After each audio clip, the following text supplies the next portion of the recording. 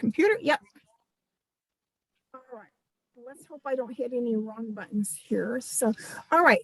Welcome to the the launch of my paper copy of my book. The Kindle came out about a month ago, but I have in my hand the paper copy, and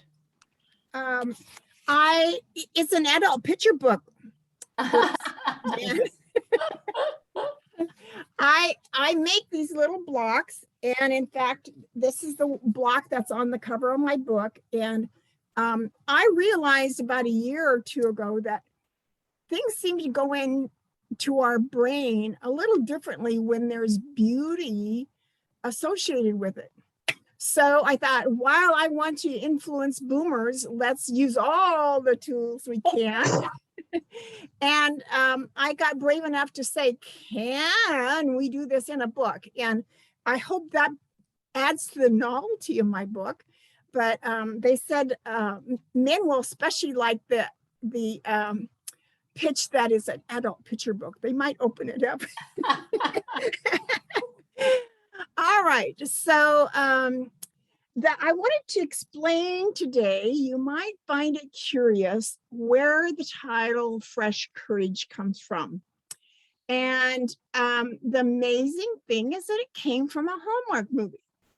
I'm a big fan of Hallmark, and one of the lines in this story about a dude ranch was, when you go home from vacation, you often go home with fresh courage. Oh, yeah, I do go home with fresh courage.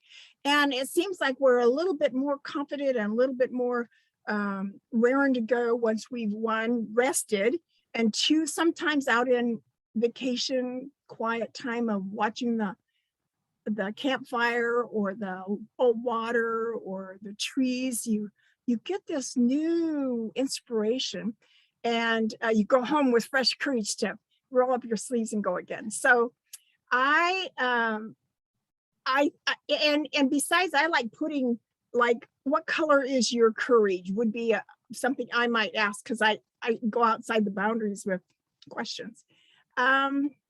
So the other thing is that when I moved to Dallas, Texas with my job with GTE years ago, I think it was 1990 or 91, that I started, I only knew about 3 or 4 people in Tampa because they had also transferred with GTE there too.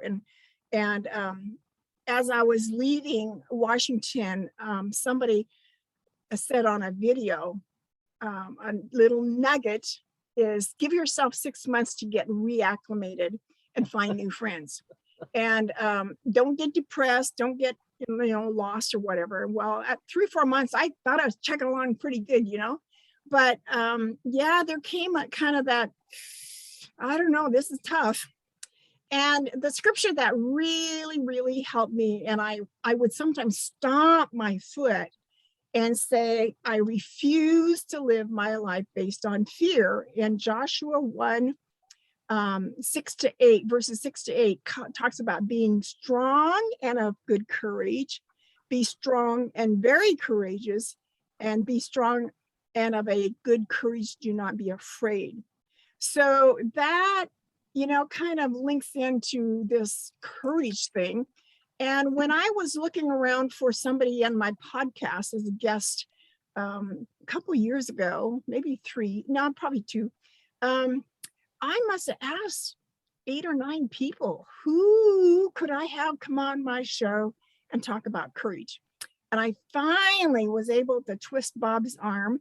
I hadn't met him before, and I don't even remember who introduced us to each other. But Bob was a perfect example because he knows the spiritual side of courage, kind of like I do. And he is a Presbyterian minister. He's worked on the railroad for years. He's, as a guide, he's a World Youth Project secretary. He started the first senior center and support group for caregivers.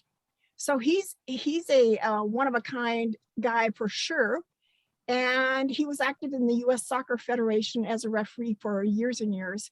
And he's officially retired in 1995. So Bob, Reverend Dr. Bob, um, tell us, have you always had courage? Well, I think courage is something that is inborn and nurtured, and it is fulfilled in the way you act out your faith. I guess I started in high school. Jan and her mother and father, who were like parents to me, worried that I would never make it. And they were so grateful when I was ordained to the ministry and not incarcerated in the Dallas County Jail. But I started out being a scout lifeguard, earning swimming and life-saving merit badge. And I learned courage at Camp Constantine on Lake Constantine in Dallas, saving a drowning boy from drowning. And there it takes courage because you can drown yourself. When you're helping, and if you're a helper, even in gerontology, if you're a helper, you can be succumbed by the problem of the person that you're trying to help. And it's always important to keep yourself fit and healthy and alert. But even more than that, I'm resourced by the courage that I have learned, engaged in, and actually knitted into my life as I look at people who have stepped up and been my mentors and heroes of faith. People like leading a people out of slavery into freedom. People like Jesus, who against all norms and odds and stereotypes taught us what true humanity is once and for all, and lived it faithfully and showed it gracefully and lived it in the face of death and even through death itself. So the courage is not an isolated characteristic that I have. It's a part of me and who I am and what I do. Yes, yes. I remember when I was a teenager and a new idea would come to me and I thought, oh, I can't do that. And I envisioned it being like stepping off the back of a flatbed truck. And I might twist my ankle. I might hurt something. I might, I'm not going to go there. Well, the second time it came, I thought, well, it still feels like stepping off the back of a flatbed truck, but it's more like maybe 18 inches. I could still twist my ankle, maybe not hurt so much. But then by the time it came to me a third time, oh yeah, I guess I could do that. But so it took getting used to the idea, not jumping into the rescue somebody, what you have to do on the spur of the moment. So Bob, given you're a minister and where we are today in the world with the challenges, where does courage fit into our lives today? In retirement, courage in retirement, that's kind of a new approach, isn't it? Well, I think that with due respect for my colleagues, my fellow citizens, you have to be living in another world not to see courage right in front of you. I am appalled, troubled, disheartened by seeing people belittle, distract, attack our healthcare workers. They are saving our lives and our society, and they show courage even at the threat of their own death of caring for people with COVID, most of whom have not been vaccinated. That is courage to me. Courage to me is reaching out in your vocation to people who need you without counting the consequences. Wow. So there's a huge element of risk in there, isn't there? Well, life is filled with risk. I mean, I can't believe that I could live another day if I didn't risk. I mean, I risked this morning reading a brief from a municipal court in Louisville, Kentucky, and I'm going to advocate for a person who has been the victim of injustice. I'm going to risk my reputation by saying this is wrong. So it could be even just getting out of bed could be a risk, sometimes. So let's see. I think I had one more question here. And how do we increase our courage, Bob? Tell us how to beef up our courage. I think you beef up your courage by your self-image. And here's where I need to go have lunch with my new colleague in Bellingham and let him help me sort out my life and get it focused, because I loved his background and what he said. And that is, when I get up in the morning, I have a saying that is not a Bible verse, but it's the me I see is the me I be. What do I see myself today? Disgruntled, missed coffee, headache, knee pain, nobody loves me, I don't hear from anybody, I think I'll eat worms and go out and jump in Thornton Creek. Or am I a different kind of person that I'm going to look and I'm going to make a do it list that I'm going to check in with Sharon. I'm going to write a prayer for some seminary students. I'm going to plan a visit to a retirement home where I have 3 members of my former church who need my presence. And I'm going to be a different kind of person. I'm going to eat healthily. I'm going to sleep soundly, and I'm going to keep an upbeat attitude in my life. And yes, I have losses, and yes, I have grief, and yes, I have down days and I have down moments. But if you let those be the predominant factor in your life, you are on your road to death. Yes. I think you'd get along wonderfully with Bruce because you're both very wise. Your brains just do not stop. So, can I say something, Sharon? Yeah. So something that comes from our training is, a value is being more at choice. And that's what I'm hearing Reverend Bob talk about, is it being aware that he can be more at choice. Just wanted to share that.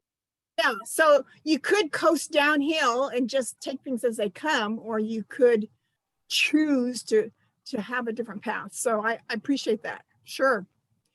So, okay, Barb Kindness is my editor, and she has walked me through this process and gotten the book into the printer, and then the publisher took over.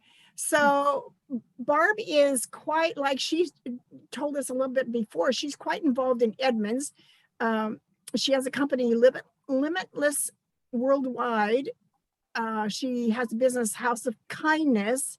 She's a consultant, a care advisor to seniors, public relations person, and she also sings in a chorale and does public speaking. So I'm pretty impressed with Barb because she's always busy. She probably gets out of bed running. So what was this experience like for you? Was it any different than other authors that you worked with? Because she's a copywriter, and Catherine, Catherine's in the process of writing a book too. So tell us some of your wisdom, Barb.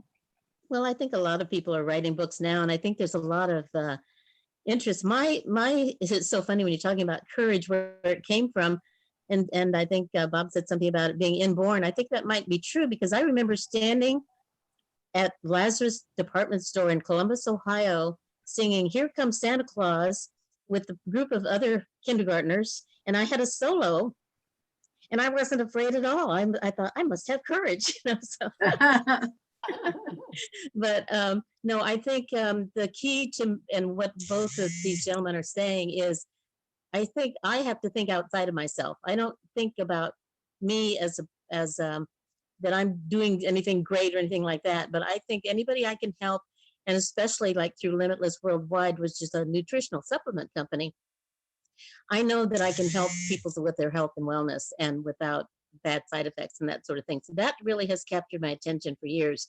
But the writing and editing started at a very early age. And I get really inspired when I meet someone like Sharon, who has a real message that can help people. And that's what I think is important. I mean, you can write, horror stories and all that kind of stuff. That's not my favorite thing to read, but I can edit and write and get published any genre. I don't work with pornography, but anything else I can work with. But when it's something like this, it's really helping, especially seniors. I think when I just noticed the other day, I'm very involved now in the Edmonds Waterfront Center, and I discovered there's like almost 100 people that are in their late 90s, and I think that as we are getting older, we have to find some meaning and some purpose to our life after we're done working. Now, I don't continue. I mean, I will continue working, I think, forever, because what I do is important to me, and it's important to me to share that with other people. But I think that anytime you can find an inspirational book like this, where you can pick up any kind of nugget, it's just really important. And I think Sharon is also already getting positive comments on the meaning for an individual, for someone's self-esteem, for their encouragement. And I think that's the main thing you need. Encourage. You need to be encouraged. You need to be encouraged by someone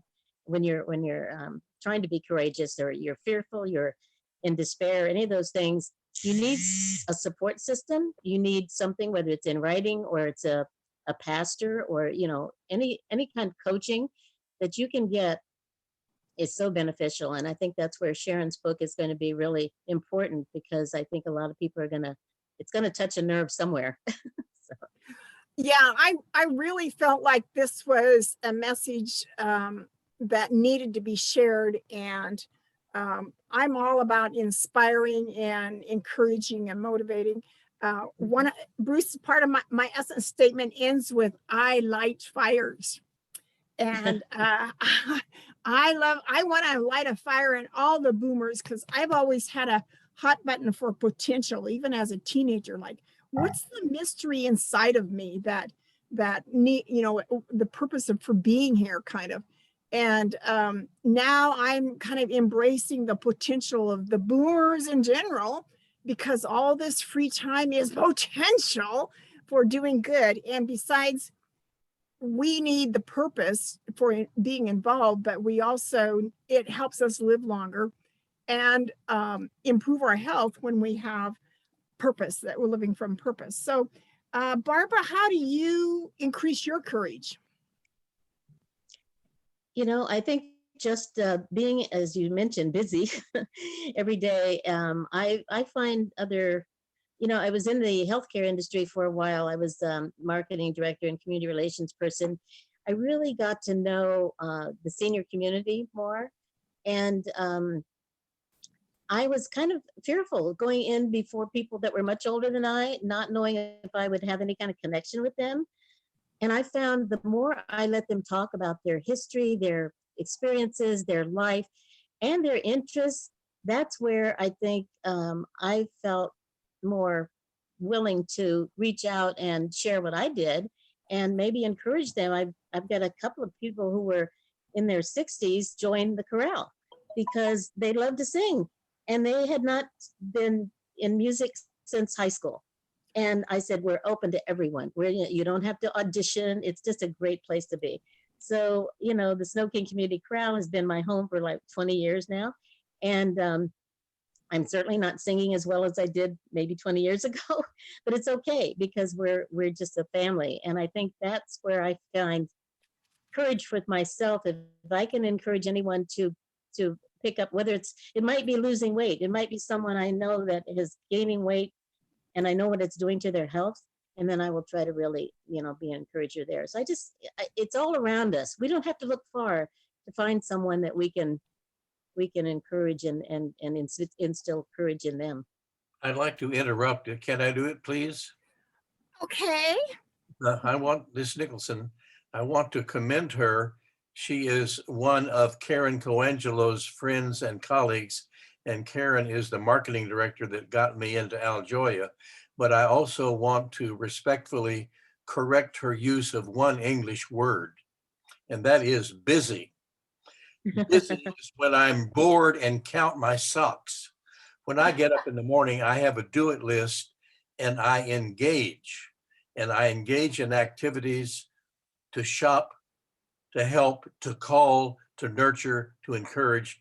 But I make a distinction between being busy and Mhm. engaging. That's a very good point. Thank you. Yeah. I was working yesterday on a diagnostic thing of how I could ask questions as a coach. We ask lots of questions, and as a way to open our eyes without, somebody else asking us first, considering the questions might help us. Oh yeah, maybe I am stuck in busy, or stuck in bored, or stuck in just thinking about myself, and asking a innocent question could get the brain going, and thinking about the possibilities. In fact, the block I held up this morning was for my, I'm on Instagram as the Queen of Courage. I've done 75 of them now. And so now I'm just saying, okay, and I talk about my block. These blocks are available on Etsy under the store Quilted Petunia. So let's see. Lydia, I just got a text from her saying she's on her way home, but whether she'll be here in time while we're still working on this, I don't know. But let's see. It seems like there was something else I wanted to bring up. Sandra, you know Bob here, and you say you don't work with seniors, but the coaching you do is rather specialized, isn't it? Actually, my coaching is for leadership and life coaching. It's still pretty general, but the group that I work with the most as a mentor coach is part of the organization called Family Recovery Resources. And so it is working, it's people who have family members who are afflicted with, who have a member who has a substance abuse disorder, and they are being trained to be able to work with those families and help them live a clear and purposeful life, whereas and step out of the chaos that often ensues in a family that is affected by that. So do you work with seniors in any way? It seems like you said you don't, but you see the potential? Well, it's senior is such a, there's such a span of what that term implies lately. I mean, I was thinking about that I was a senior at 50, right? And I taught a course on having vitality as a senior. And so there's something about that 50 period that really can ignite interest and energy. And so I don't shy away from seniors. It's just that that's not my major focus. Most of my clients are probably in their, I would say 40 to 60 age span. So that does involve some senior folks. Yeah. But I'd like to interrupt Sandra because she is more than she says she is. While she's an old Episcopalian, she's very active at Seattle First Baptist Church, which is a congregation of courage. It's a congregation that says, in this fractured world, we will be the home to a mosque, a synagogue, and a worshiping Baptist church. It's a congregation that is pioneering in work with older or senior citizens, and Sandra is a part of that. So she's selling herself short, and I need to brag on her a little in public. Bob, you have such a way with shining the light on the good things. And I appreciate that a great deal in you. I also think you're an amazing example of making the most of where you are in life. And no matter what, the challenges might be. So you're an inspiration constantly. And thank you for kind of leaning me into the fact that our church has a large number of seniors, and our church is surrounded by seniors. So we're at this point, we're rethinking our purpose and who are the people that we can be serving more actively. And so you're right on point. It's how do we open our doors? How do we reach out more accurately, probably? And boy, Bob is one of these. You don't stay in your office at church. You go out and you minister to people who are in need of counseling or communion or whatever might be. And so you're right on, Bob. We have a lot of opportunities at Seattle First Baptist to support seniors and to engage seniors. And one of my other focuses is anti-racism. And our church is committed to becoming an anti-racist church. And that is not something to be taken lightly, I'm finding. It is, we're all pretty comfortable. I mean, everyone in this group that well, that's not true. Barbara, I'm not sure what your background is. So, but the bottom line is that we can open ourselves up to learning what's effective with others, regardless of their ethnicity, regardless of their sexual preference, regardless of their upbringing. We have so many opportunities to be a more loving and open and encouraging world. And encourage is a powerful word. Yes. Yeah, I have felt that this book is really appropriate for us coming out of isolation. The whole being closed in is, we're anxious to get back to a good life, a real life.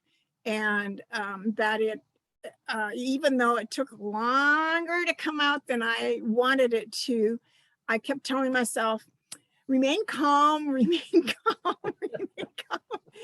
And the timing will be perfect whenever it gets finished. So, Catherine, I want to ask you to participate a bit. You're an older citizen. Actually, I want to brag here in a second that I'm going to be 74 next month. So people don't believe I'm my age, but since we're talking about seniors, I'm more of a senior than most people realize. So, Catherine, tell us, you've been an author and you're getting a book ready. Your book deals with dementia, does it? No, it deals with alcoholism. Oh, okay. Wow. Yeah, Sandra might be able, help you Yeah. there. Well, I have to show you that this is a second draft of the cover. I don't know if you can see it. Yeah, dogs don't cook. Yeah.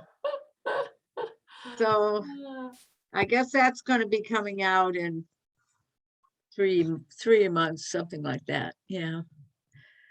So, yeah. Did you say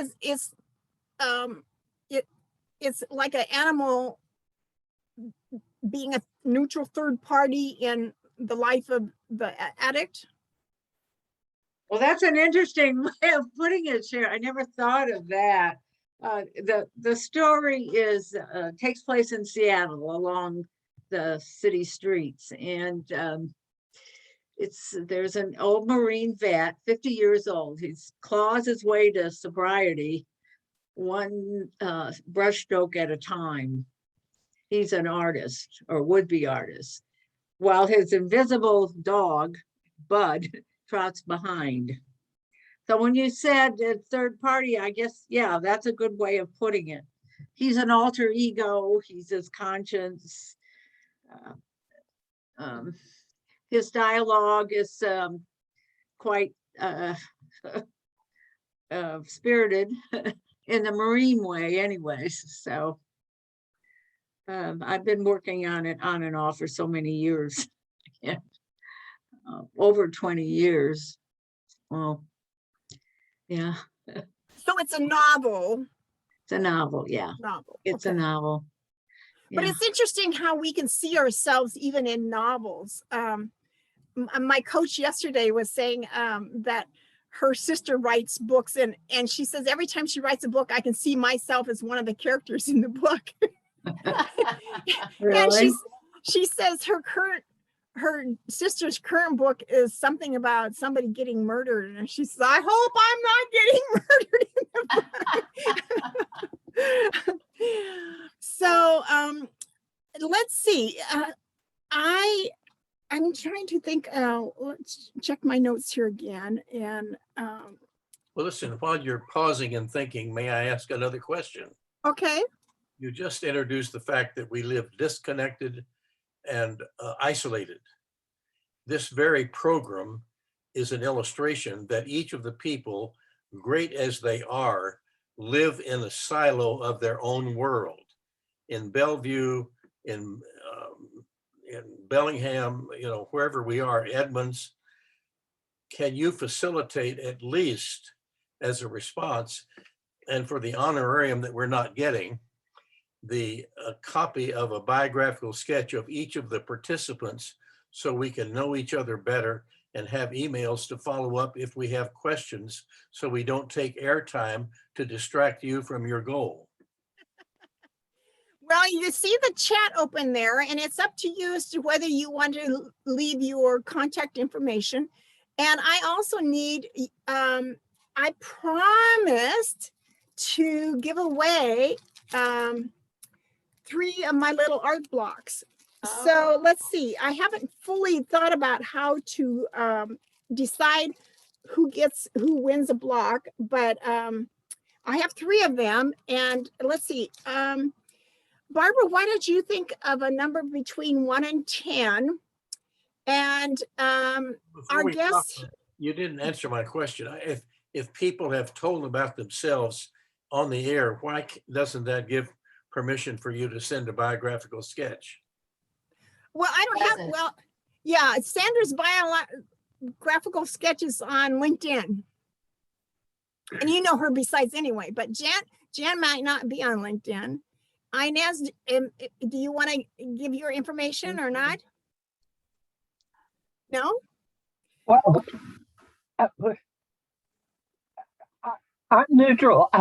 I am on LinkedIn, but I'm retired, and it's been so many years since I've looked for a job that all I do on LinkedIn is to support friends of mine that are looking for a job and give references for them.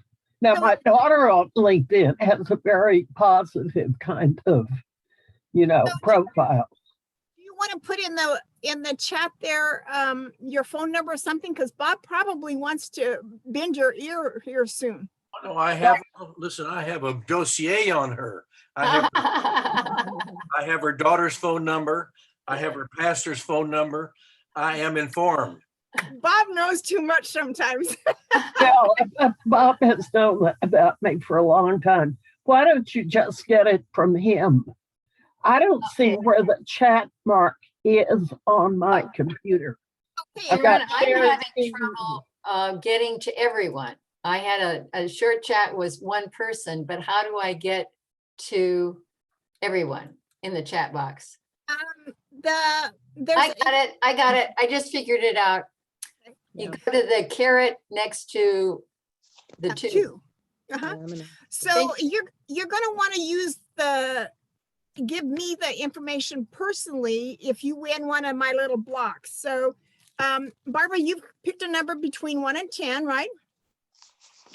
Okay. And then those that want to participate in winning one of these little blocks, you guess the number Barbara chose, and we'll see who comes closest. So anybody with a guess for her number? Jan, you're going to guess what's the magic number? I gotta guess 7. Oh yeah, I love the number 7. Yeah. Bruce, you want to guess? I'm gonna guess she's a trickster and number one. Catherine? I'm gonna Five. go Oh. for- I'm going to go for 4. Inez? 3. 3. Okay. Jan, do you have a guess? I think she's still trying to do the chat, maybe. Jan? I guess 7. Oh, that's right. I forgot. Okay. Yeah. Okay. Bob, you want to guess? No, I just want a copy of a bio of each of the persons. Oh, He's yeah. got his, he doesn't care about the, okay. Barbara, what was the number? My number was 8. Oh, All right. Yay, Jen. all right. Well, I will, do you have a preference on color? Green or turquoise or? Turquoise is my color. Okay, Yeah, so tell. let me see. I'm gonna put here in the chat, Jan. And I don't see chat on my screen. Oh, I do. Okay, so, And as well. What do you want me to say on chat? okay, I think I got it for you there. Jan wins turquoise. All right, let's see. Catherine, why don't you choose a number this time? And Okay. Barbara, you get to guess her magic number. 2. Inez, 7? Okay. Yes. All right, and Jan won already. So Sandra, do you have a guess? 10. Oh, okay. Bruce? Can we have the same number? That's what I was gonna guess. 10. Oh, the same as, well, then we'll just have a drawing for the, yeah. Yeah, Okay, we- 9. If we 9. both win, we can draw again. Okay, I can just go with 9. Catherine, and the magic number was? 5. Who's the closest to? Was 7 was a Inez 7? So okay, Inez wins, and Inez, you want what color? What are the 2 choices? Green and purple. Purple. Because I'll need to be in touch with you about, I sent you, not everyone, my yeah, image. yeah, okay, I saw that. And, okay, one more time. Bob, you get to pick a number this time. Well, I need a number of biographical sketches. I've been working on, as you've talked, I've been working on a book, Remember, Pay Attention and Ask Questions. And I want to email it to some of these wizards who've been on this program. And I say that with respect and to get some feedback, but I can't do that by punching the damn chat button. I need a hard copy or an email copy of a bio with an email address or a phone number. I put an Okay. email address up there. Okay. Did you get that, Bob? You did a Or what? bekindness@gmail.com. I put it in chat. I need our coordinator who's not paying us for this to email us a list of the participants and their Right. email addresses. I agree. Sandra, you pick the magic number this time. Oh, I should have Inez pick it because she's already won and Jan's already won. Right. Have her. All pick it. right. So, Inez, you want to pick the magic number? Okay. Okay. Bruce, your guess is? 2. Catherine? 3. Barbara? 8. Okay. And Bob doesn't want to guess. Okay. And the magic number, Sandra. 7. So Barbara's the closest? No, Oh, the person, Inez was the one that set the number. My guess was Oh, 7. That's right. Keep me Oh. straight. So Inez, the number was? 3. Okay. Oh, 3. 3. Catherine gets a Yay.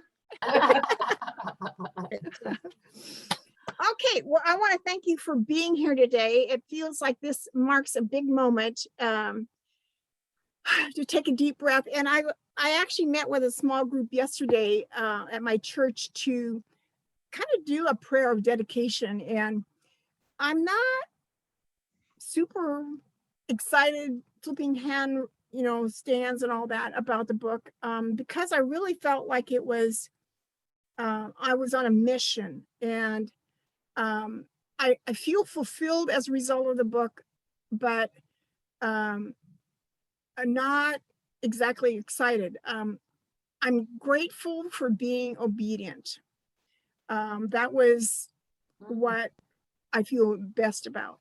So the encouragement, the inspiration, lighting fires out there is the purpose that I want to see come from the book, and leave the results up to God and the favor and what's possible. I do want to be an international speaker. So if you know people that are looking for somebody to speak to seniors to motivate and encourage them, then I'm all ears. And I have been doing a kind of a average about 2 podcasts a week now.